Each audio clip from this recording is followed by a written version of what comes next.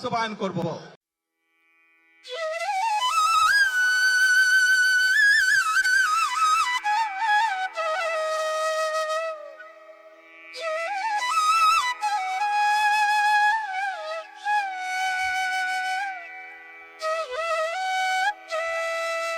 দেখেছেন কি ভয়ঙ্কর অবস্থা।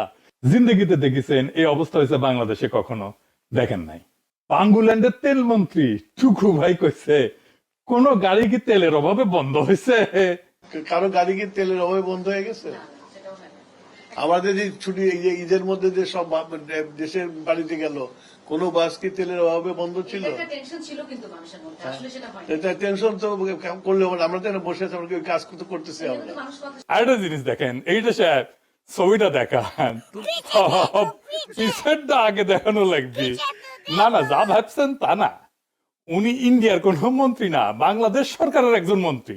তবে কৃতজ্ঞতা বলে একটা ব্যাপার আছে না, এই আর কি। উনি কয়েকদিন আগে ইনকিলাব জিন্দাবাদ আজাদি এই সমস্ত শব্দ নিয়ে ঘোরতর বিতৃষ্ণার কথা জানাইছিলেন তিনি।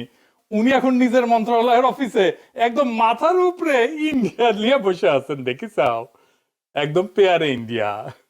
এখন টুকু ভাই কবি পিনাকি তুমি আমার পিছে এঙ্কাই করে লাগলা। টুকু ভাই এটা রাজনীতি, টুকু ভাই এইখানে আমাদের ব্যক্তিগত কিছু নাই।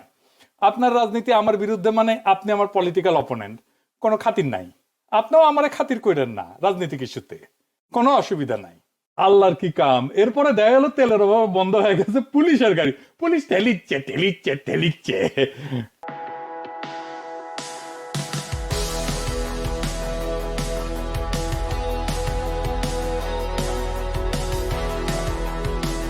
দেখেছেন বিয়ে করতে যাইতেছে, দেখেন ঠেলিচ্ছে গাড়ি দেখেন।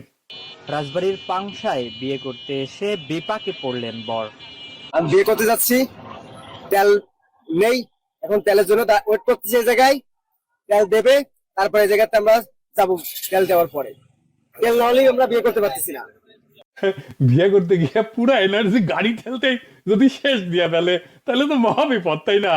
আর সমঝোতা উচিত করছে, কোন পাম্পে গিয়া তেল পেতেছে না, আমার কম আমি ব্যবস্থা করবো।